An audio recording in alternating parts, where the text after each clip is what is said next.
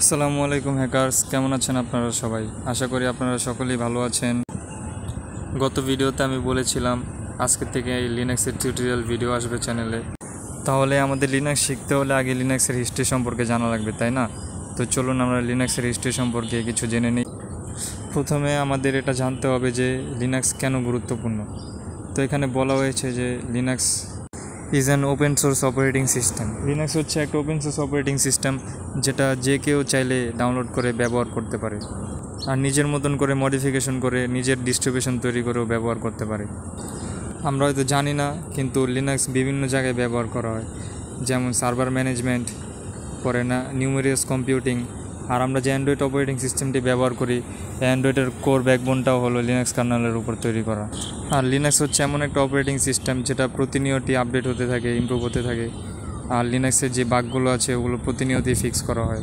এটার কমিউনিটি। আমরা লিনাক্স কেন ব্যবহার করব? কারণ সাইবার সিকিউরিটির বেশিরভাগ টুলই শুধুমাত্র লিনাক্সের জন্য বিল্ড করা হয়েছে, তাই আমরা অন্য সব অপারেটিং সিস্টেমের থেকে লিনাক্সকে একটু বেশি প্রাধান্য দিয়ে থাকি। আশা করি আপনারা বুঝতে পেরেছেন। তো এখন আমরা জানবো লিনাক্সের হিস্ট্রি টাইমলাইন সম্পর্কে। তো 1991 সালে লাইনাস টরভাল্ড প্রথমবারের মতন লিনাক্স কার্নেল ঘোষণা করে। তারপর 1992 সালে জিপিএল বা জেনারেল পাবলিক লাইসেন্সের আয়ত্তে লিনাক্স কার্নেলকে ওপেন সোর্স হিসাবে ঘোষণা করা হয়, যাতে সবাই এটাকে ব্যবহার করতে পারে। 1994 সালে লিনাক্সের একটা স্টেবল ভার্সন রিলিজ করা হয়, লিনাক্স ভার্সন 1.0, যার মাইলস্টোন ছিল ব্যবহারিতা বৃদ্ধি করা। 1996 সাল থেকে লিনাক্সের কমিউনিটি আস্তে আস্তে গ্রো করতে শুরু থাকে। লিনাক্স কার্নেলের উপর ভিত্তি করে অনেক ডিস্ট্রিবিউশন তৈরি করা হয়। আপনারা হয়তো কনফিউশনে ভুগছেন যে আমি একবার লিনাক্সকে অপারেটিং সিস্টেম বললাম, আবার কেন কার্নেল বল। চলুন তাহলে আপনাদের কনফিউশনটা ব্রেকডাউন করা যাক। তো এখন আমরা লিনাক্সের কিছু কোর কম্পোনেন্ট হিসাবে জানব। দেখেন, প্রথমে বলা হয়েছে কার্নেল। কার্নেল হচ্ছে লিনাক্সের কোর কম্পোনেন্ট। তো কার্নেলের কাজ হচ্ছে মূলত আপনার সিস্টেম লেভেলে যে ইন্টারাকশনগুলো আছে, যেমন আপনার হার্ডওয়্যারের সাথে ইন্টারাকশন করা, আবার আপনার রিসোর্স ম্যানেজমেন্টগুলো যেমন জিপিইউ, মেমোরি, এগুলো ম্যানেজমেন্ট করার কাজই মূলত কার্নেল করে থাকে। আপনাদেরকে কার্নেলের একটা সহজ উদাহরণ দিই, তাহলে আপনারা বুঝতে পারবেন। তো মনে করেন আপনি একটা গাড়ি কিনলেন। তো গাড়ির যেই মূল কম্পোনেন্টটা আছে সেটা হলো আপনার গাড়ির ইঞ্জিন, তাই না? তো ঠিক তেমনই কার্নেল হচ্ছে আমাদের লিনাক্স অপারেটিং সিস্টেমের কোর কম্পোনেন্ট বা ইঞ্জিনও বলতে পারেন। আর আমরা কার্নেলকে ডিরেক্টলি অপারেটিং সিস্টেম হিসেবে ব্যবহার করতে পারি না। কার্নেল হচ্ছে মূলত হার্ডওয়্যারের সাথে ইন্টারেক্ট করার কাজই করে থাকে লিনাক্স অপারেটিং সিস্টেমের। তো দ্বিতীয়তে বলা হয়েছে শেল।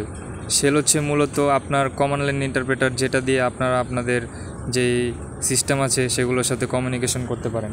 যেমন আপনি যদি আপনার সিস্টেমে থাকা কোনো ফাইল বা ডিরেক্টরি দেখতে চান, তাহলে অবশ্যই আপনি আপনার সিস্টেমকে কোনো একটা মেসেজ পাঠাবেন, আর সেই মেসেজটা পাঠানোর কাজই মূলত শেল করে থাকে। তো তৃতীয়তে বলা হয়েছে ফাইল সিস্টেম।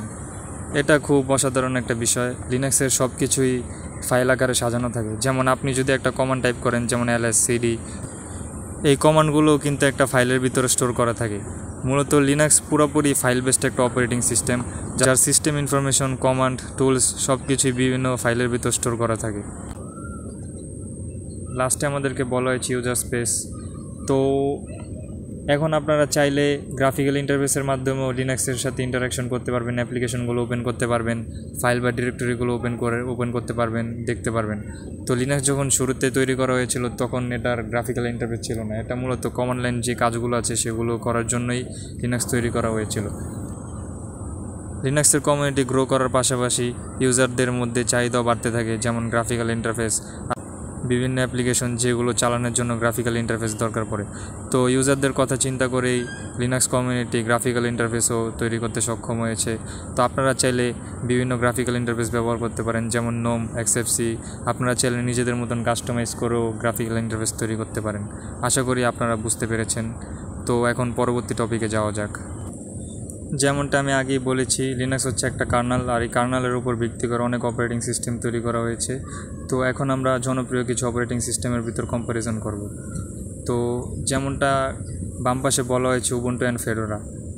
উবুন্টু মূলত এমন একটা অপারেটিং সিস্টেম যেটা বিগিনার ইউজারদের জন্য টার্গেট করে বানানো হয়েছে। যাদের লিনাক্সের কোনো অভিজ্ঞতা নেই তারাও চাইলে উবুন্টু ইনস্টল করে ব্যবহার করতে পারে। আমাদের এই সিরিজ আমরা মূলত উবুন্টুর উপর ভিত্তি করে লিনাক্সের টিউটোরিয়াল নিয়ে আগাবো। উবুন্টু হচ্ছে একটা ডেবিয়ান বেসড অপারেটিং সিস্টেম, যেটা সাধারণত এপিটি প্যাকেজ ম্যানেজমেন্ট ব্যবহার করে থাকে। আর এটার ডিফল্ট ডেস্কটপ এনভায়রনমেন্ট হচ্ছে নোম ডেস্কটপ এনভায়রনমেন্ট। আর ফেডোরা হচ্ছে ডেভেলপারদের টার্গেট করে বানানো হয়েছে, যেমন সফটওয়্যার ডেভেলপার, ওয়েব ডেভেলপার, তাদেরকে টার্গেট করে বানানো হয়েছে। তো আমি বারবার বলছি প্যাকেজ ম্যানেজার ডিএনএফ। তো প্যাকেজ ম্যানেজমেন্ট কি? প্যাকেজ ম্যানেজমেন্ট হচ্ছে মূলত আপনারা যখন এই অপারেটিং সিস্টেমগুলোতে কোনো প্যাকেজ ডাউনলোড করতে যাবেন, তখন উবুন্টু কিংবা ডেবিয়ানে আপনাদের টাইপ করতে হবে এপিটি ইনস্টল, তারপর প্যাকেজের নাম। আর তো ফেডোরা তো বিষয়টা কিছুটা এরকমই, শুধু এপিটির বদলে ডিএনএফ। আর ডান পাশে বলা হয়েছে ডেবিয়ান মূলত ডেবিয়ান বেসড অপারেটিং সিস্টেম, যেটা অ্যাডভান্সড ইউজার ও সার্ভার ম্যানেজমেন্টের জন্য ব্যবহার করা হয়ে থাকে। এটাও সাধারণত এপিটি প্যাকেজ ম্যানেজমেন্ট ব্যবহার করে থাকে। এটারও ডিফল্ট ডেস্কটপ এনভায়রনমেন্ট হচ্ছে নোম। তো চলুন আমরা পরবর্তী টপিকে এগোই। এবার আমরা কিছু মিথ ব্রেকডাউন করব। তো প্রথমে বলা হয়েছে Linux is only for expert. না, লিনাক্স শুধু অভিজ্ঞতার জন্যই না, লিনাক্স যে কেউ চাইলে ব্যবহার করতে পারে। লিনাক্স একটা ওপেন সোর্স অপারেটিং সিস্টেম। এটার এমন অনেক ডিস্ট্রিবিউশন আছে যেগুলো বিগিনারদের টার্গেট করে বানানো হয়েছে, যেমন উবুন্টু।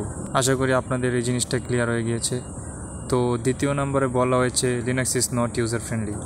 তো সবার ভিতরে এই ধারণাটা পোষণ করার কারণ হচ্ছে নর্মাল মানুষ মনে করে যে লিনাক্সে শুধু কমান্ড দিয়েই কাজ করা লাগে।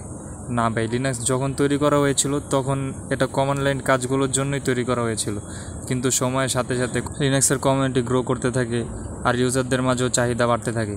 তাই আস্তে আস্তে ডেস্কটপ এনভায়রনমেন্ট, ইউজার ফ্রেন্ডলি অনেক ডেস্কটপ এনভায়রনমেন্ট মার্কেটে আসে, যেমন XFCE4, নোম, প্লাজমা ডি।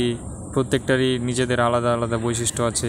তো আপনারা চাইলে এইসব ডেস্কটপ এনভায়রনমেন্টগুলো যে কোনো ডিস্ট্রিবিউশনে খুব সহজেই ব্যবহার করতে পারেন। তো 3 নম্বর মিথে বলা হয়েছে যে Linux can not run popular software. না ভাই, লিনাক্স অনেক বড় বড় সফটওয়্যার আছে যারা লিনাক্স প্ল্যাটফর্ম সাপোর্ট করে। আবার মনে করেন আপনারা যদি কোনো সফটওয়্যার না পান, তাহলে আপনারা তার অল্টারনেটিভ অ্যাপ্লিকেশনগুলো ব্যবহার করতে পারেন, যেগুলো ওপেন সোর্স, যে কেউ চাইলে ব্যবহার করতে পারে। তো লাস্টে যে মিথ আছে ওখানে বলা হয়েছে যে লিনাক্স ইজ লেস সিকিউর। না ভাই, লিনাক্স একটা ওপেন সোর্স মডেল। এটা মালিকানাধীন যে অপারেটিং সিস্টেমগুলো আছে সেগুলোর থেকে আরও বেশি সিকিউর। লিনাক্সের কমিউনিটি অনেক বড়। তো ভবিষ্যতে আপনারা যদি কোনো সিকিউরিটি ইস্যু কিংবা কোনো সমস্যার সম্মুখীন হন, আশা করি আপনারা সেই সমস্যাগুলোর সমাধান খুব সহজেই পেয়ে যাবেন। আশা করি আমি আপনাদের ভুল ধারণাগুলো ভাঙতে সক্ষম হয়েছি। তো এই ছিল লিনাক্সের কিছু প্রচলিত মিথ। তো চলুন আমরা আমাদের পরবর্তী টপিকে যাই। তো এখন আমরা জানবো মডার্ন টেকনোলজিতে লিনাক্সের ব্যবহারিতা কী। আপনারা হয়তো জানেন না, কিন্তু যে ওয়েব সার্ভারগুলো আছে সেগুলো ম্যানেজমেন্ট করার জন্য লিনাক্স ব্যবহার করা হয়। বড় বড় যে ক্লাউড ইনফ্রাস্ট্রাকচারগুলো আছে, যেমন গুগল ক্লাউড, AWS, তারপর মাইক্রোসফট অ্যাজিউর, তারাও কিন্তু লিনাক্স ব্যবহার করে থাকে তাদের ক্লাউড ইনফ্রাস্ট্রাকচারের ব্যাকবোন হিসাবে। আশা করি আমি আপনাদেরকে বোঝাতে পেরেছি। তো সর্বশেষ আমি আপনাদেরকে একটা কথাই বলবো, লিনাক্স হচ্ছে একটা ওপেন সোর্স অপারেটিং সিস্টেম।